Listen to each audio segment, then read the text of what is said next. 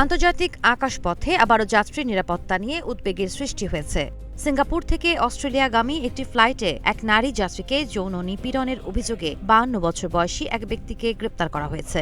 ঘটনাটি ঘটে সোমবার স্কুট এয়ারলাইন্সের একটি ফ্লাইটে।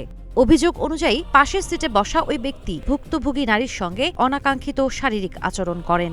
পরিস্থিতি বুঝতে পেরে দ্রুত কেবিন ক্রুদের বিষয়টি জানান ওই নারী। পরে তাকে অন্য আসনে সরিয়ে নেওয়া হয় এবং অভিযুক্ত ব্যক্তির ওপর কড়া নজরদারি শুরু করা হয়। বিমানটি পার্থে অবতরণ করার সঙ্গে সঙ্গেই পুলিশ তাকে আটক করে। তার বিরুদ্ধে সম্মতিহীন যৌন সম্পর্ক এবং একাধিক অশালীন আচরণ এর অভিযোগ আনা হয়েছে।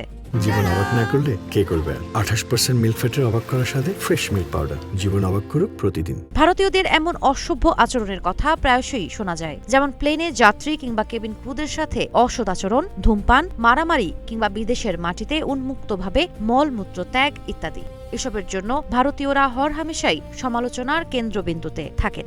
অস্ট্রেলিয়ান ফেডারেল পুলিশের এক কর্মকর্তা জানিয়েছেন, বিমানের মতো সীমিত পরিসরে যাত্রীদের নিরাপত্তা নিশ্চিত করা অত্যন্ত গুরুত্বপূর্ণ। কেউ যদি কোনো ধরনের অনাকাঙ্ক্ষিত আচরণের শিকার হন, তাহলে দ্রুত বিমান কর্মী বা আইনশৃঙ্খলা বাহিনীকে জানানো উচিত।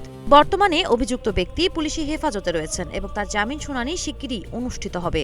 এই ঘটনা আবারও মনে করিয়ে দেয়, ভ্রমণের সময় ব্যক্তিগত নিরাপত্তা ও পারস্পরিক সম্মান নিশ্চিত করা সবার দায়িত্ব।